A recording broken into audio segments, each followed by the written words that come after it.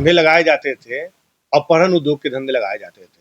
वैसे लोग इस प्रकार की बातें उठा रहे हैं। इसके लिए प्रशासन को तो टाइट करना पड़ेगा और जब तक प्रशासन टाइट नहीं होगी तब तक अपराध नहीं कमेगा और ये साबित करने पे लगे हैं कि हम सही हैं, हम सही हैं। लेकिन जब तक एक कहा कि आखिर किस कारण से प्रशासन ने ऐसा कदम उठाया है, इसको तो कहीं न कहीं कुछ तो कारण होगा। सर, आरा में एनकाउंटर किया गया है, इस पे क्या आप बोलेंगे?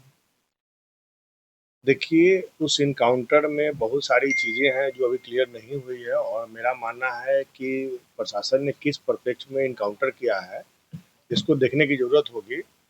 क्योंकि उसमें अभी कुछ जब तक क्लियर नहीं होता है, मुझे लगता है उसमें बोलना थोड़ा जल्दीबाजी होगा।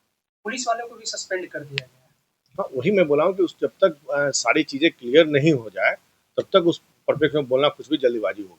सर, लेकिन वीडियो में दिख रहा था कि वो ऑलरेडी सरेंडर कर चुका था, उसके बावजूद उसको गोली मारी गई। ये तो ऑलरेडी वीडियो में हाँ, मैंने यही कहा कि आखिर किस कारण से प्रशासन ने ऐसा कदम उठाया है, इसको तो कहीं न कहीं कुछ तो कारण होगा और इसकी जानकारी जब तक पूरे तरीके से वहाँ के जो एसपी हैं या फिर डीआईजी, आईजी की तरफ अगर नहीं आ जाती है, अभी तक कहीं भी कोई विभागीय उन लोगों की तरफ से कोई अभी तक कोई नहीं कहा गया है, तो जब तक पूरी क्लियर नहीं आ जाए, तब तक इसमें बोलना थोड़ा जल्दीबाजी है। विभाग से कहा कि कई मंत्री के साथ भाजपा के कई नेता, विपक्ष के कई नेता इसको गलत ठहरा।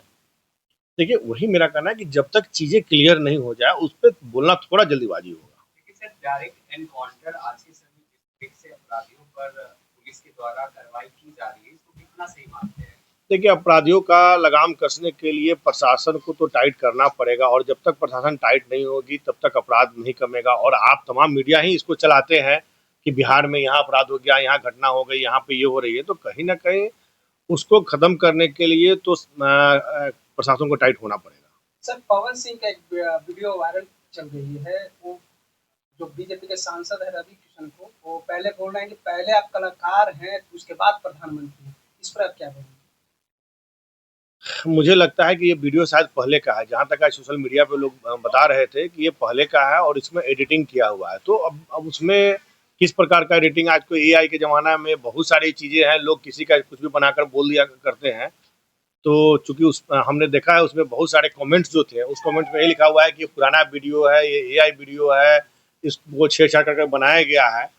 तो ये सब चीज़ें जब तक, अब आज के डेट में तो एआई है, एआई में कुछ भी मतलब लोग एडिट करके या कुछ किसी का वॉइस, किसी का चेहरा, किसी का कुछ भी लगा देता है। तो इसमें मुझे नहीं लगता है पुरानी बातें अब कहाँ, अब इसमें सच्चाई है, इसकी जानकारी लेनी सर, पड़ेगी। आखिरी सवाल है, आरजेडी विधायक बोल रहे हैं कि जो आरा में एनकाउंटर हुआ है, एनकाउंटर नहीं हुआ, हत्या हुई। देखिए, क्या है ना कि आरजेडी शासन काल में उद्योग के धंधे नहीं लगते थे।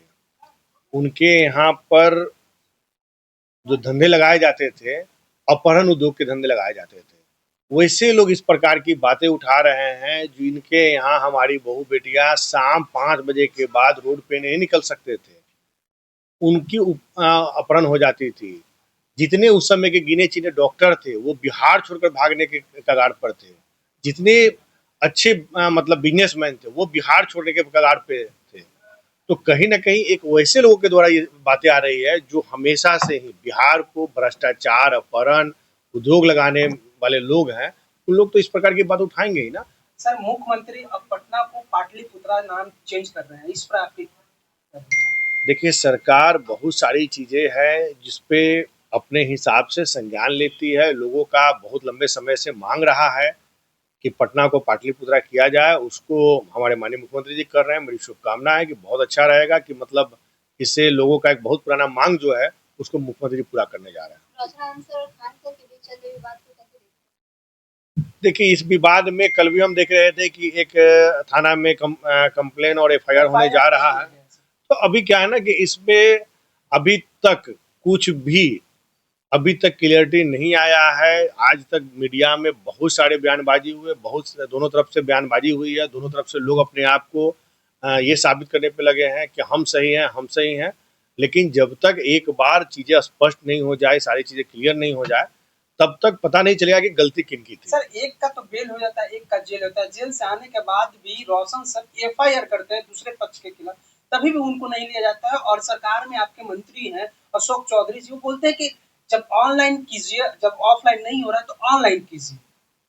इस पर क्या बोलेंगे सर? देखिए, मेरा कहना है कि अगर मतलब एफआईआर नहीं हो रही है, उसमें देखना पड़ेगा कि उस समय के मामले क्या थे, क्योंकि क्या है ना कि ये मामला जो है दोनों लोगों पे कभी आरोप प्रत्यारोप का दौर चल रहा है, और इस बीच में जब से उनके भाई की वहाँ पे मृत्यु हुई है, उसके बाद ये मामला और भी ज्यादा हाईलाइटेड हो गई है। रोशन सर का एक बयान भी साफ तौर पर बोला जा रहा है कि सर खान सर को बिहार सरकार के द्वारा संरक्षण मिल रहा है, इसीलिए मेरा एफआईआर नहीं लिया जा रहा है। देखिए, कभी भी सरकार के द्वारा किन्हीं को संरक्षण नहीं मिलता है, अपराधी कोई भी हो। एक तरफ आप ही लोग बता रहे हैं कि अपराधी का इनकाउंटर हो रहा है, दूसरी तरफ आप लोग कर रहे हैं अपराधी का संरक्षण। तो पहले मीडिया के लोग इसको स्पष्ट करें ना कि चाहते क्या। एक तरफ आप खुद कह रहे हैं कि सरकार किसी को संरक्षण नहीं दे रही है, दूसरी तरफ आप कह रहे हैं कि सरकार संरक्षण दे रही है। एक तरफ सर ये मीडिया का जवाब नहीं है सर, वो जो पक्ष एफआईआर करे उनका नहीं, आपने अभी शुरू में ही क्वेश्चन किया था आरा को लेकर, तो मैंने वही चीज कहा है कि अपराध का ग्राफ अगर घटाना है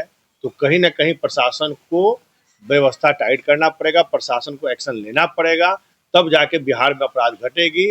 जो अपराधी हैं वो अपराध तभी छोड़ेंगे जब उनके ऊपर इस प्रकार की कार्रवाई होगी, तभी वो अपराध छोड़ेंगे। सर रोशन सर खान सर पर क्या बोलेंगे? आखिरी सवाल है, मेरा एफआईआर नहीं हुआ उस पर बता दीजिए। मेरा सिंपल इतना ही कहना है कि एक बार ये स्पष्ट हो जाए कि दोनों तरफ से जो भी अभी तक हुआ है, अभी स्पष्ट हो रहा है कि किनकी गलती है। और मेरा मानना है कि अभी मामला तो न्यायालय में चला गया है, तो न्यायालय के संज्ञान में जब स्पष्ट हो जाएगी तभी इसमें बोलना कुछ भी सही रहेगा।